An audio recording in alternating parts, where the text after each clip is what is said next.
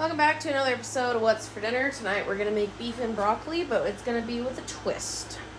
Because I don't have any beef. Now, I know some of you are curious, like, oh, how do I make beef and broccoli without beef? Let me tell you. White-tailed deer tastes just like beef. You can't even tell the difference. So we're going to use this tonight. So I don't know how much of this I'm going to film because it's already 7 o'clock and I'm starving. So what I'm going to do is I'm going to cut it into strips, make a homemade teriyaki sauce, and then I need to make some rice. So rice, you do,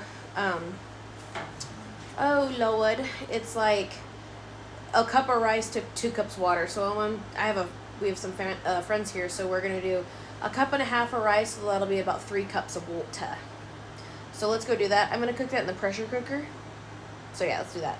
Okay, so I got my rice cooking. Now we're going to take the deer roast and then we're going to start slicing it into thin slices. And you're going to want to go against the grain so that it kind of shreds a little bit easier. Not shreds, but like pulls apart. So I'll show you guys how to do that. Okay, so the grain of my meat is going this way.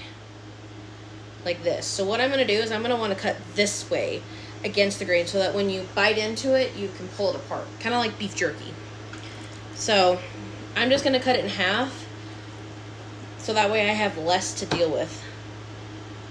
Yeah, so I'm right. Cut it into like whatever sizes you want. I like dealing with smaller sizes. And then I'm going to go as thin as I possibly can. And just go like this. My dad is actually the one that taught me how to do this when I made beef jerky over like spring break? Maybe? I'm not entirely sure. I don't remember. The point being, he's the one that taught me to cut beef like this.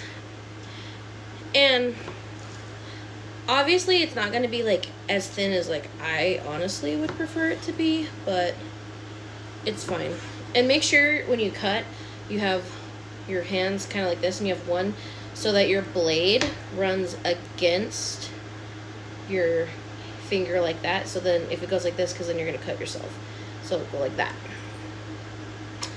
So do that.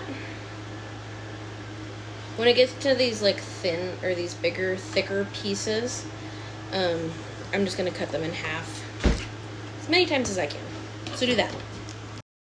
We're going to kind of do our own take on teriyaki sauce. So we're going to go with garlic, measuring with my heart on all of this stuff because why not? This is, oh my God. Ugh. Got it. This is oyster sauce. And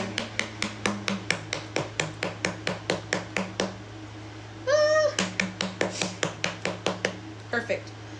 Call that done. We're going to take some sesame oil. And we're not going to do too much of this because I don't terribly like the flavor. Some rice wine vinegar. I like that much. And then, I don't like the smell of rice wine vinegar either. And then I'm going to take some brown sugar. And then, I don't know, probably like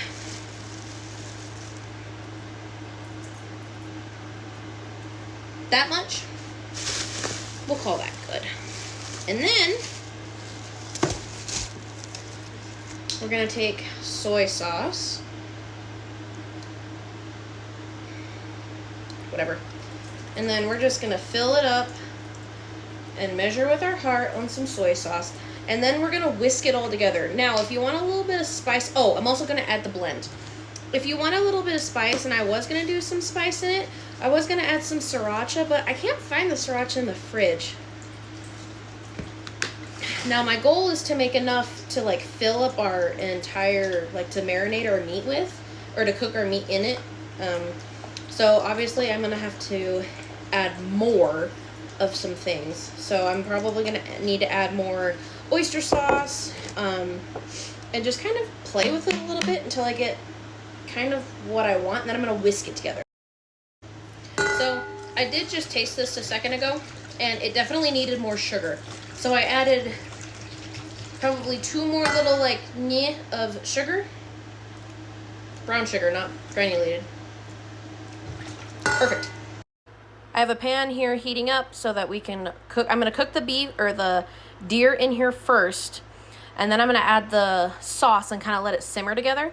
And then I have a pot over here going so that we can cook our broccoli.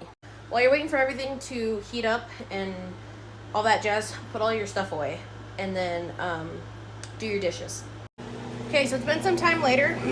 I've got my broccoli going, and when my meat was like medium rare-ish, I put the sauce that we made in it, and now I'm just kind of letting it vibe and hang out.